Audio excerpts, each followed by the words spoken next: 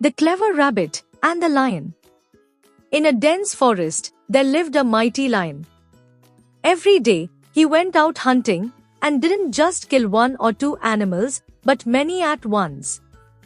The animals of the jungle started fearing that if the lion continued hunting like this, a day would come when no animal would be left in the jungle. A sense of panic spread across the forest. It was necessary to find a way to stop the lion.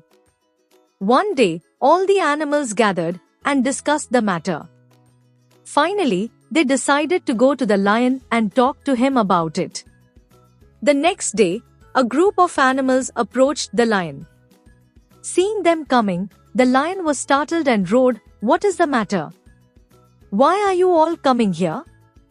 The leader of the group respectfully said, "Your Majesty, we have come to make a request.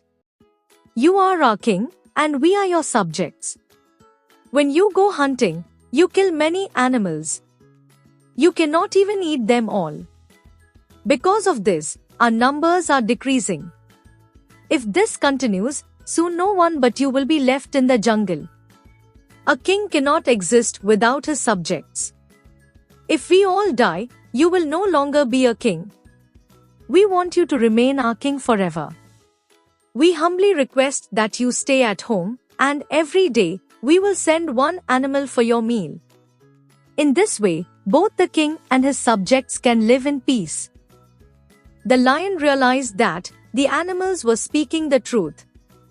He thought for a moment and then said, "All right, I accept your proposal. But remember, if you fail to send my meal on any day, I will kill as many animals as I want."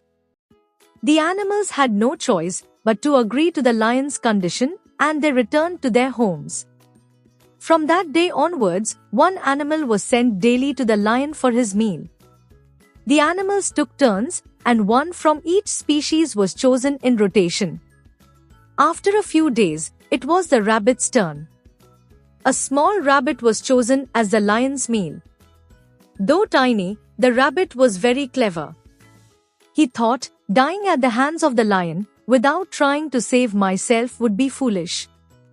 I must find a way to escape and, if possible, free everyone from this danger forever. After much thinking, he came up with a plan.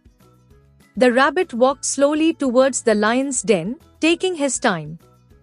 By the time he reached, it was quite late. The lion was starving and in a terrible mood.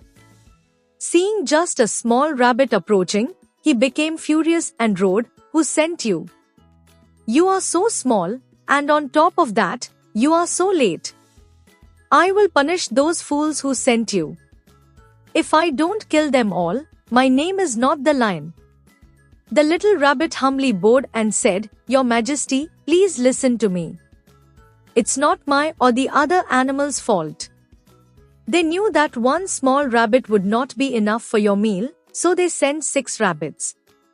But on the way, we were stopped by another lion, and he ate the 5 rabbits."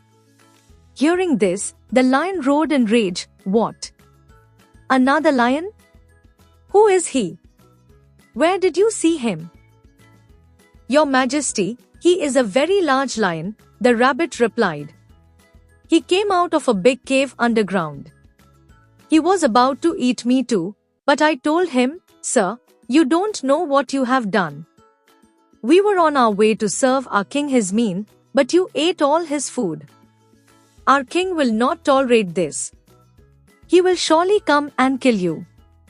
Upon hearing this, he asked, 'Who is your king?' I replied, 'Our king is the mightiest lion in the jungle.' Your Majesty, as soon as I said this, that lion became furious and said, 'Fool! I am the only king of this jungle.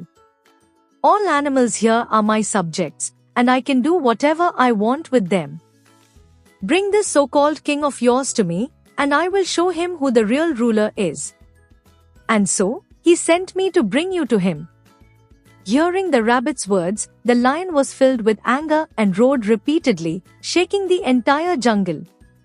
"Tell me where this fool is right now," he thundered. "I will not rest until I kill him." "Very well, Your Majesty, the rabbit said. That wicked lion deserves death. If I were bigger and stronger, I would have torn him apart myself. Lead the way, the lion ordered. Take me to him at once.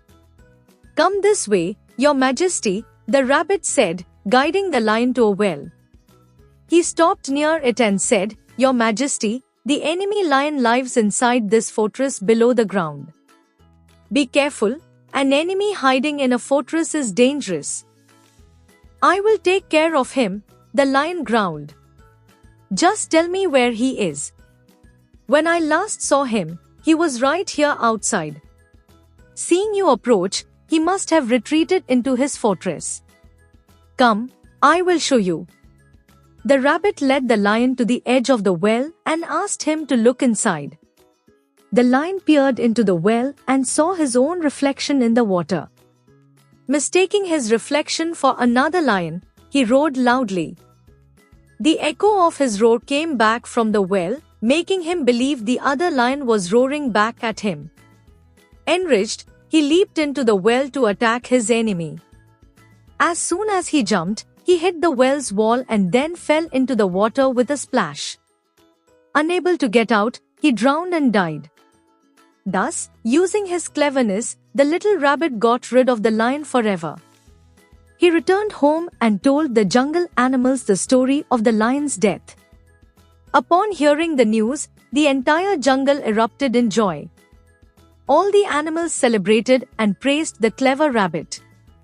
Moral of the story is, even in the worst situations, we should use intelligence and wisdom. With the right thinking and presence of mind, we can overcome the greatest dangers and even defeat the most powerful enemies.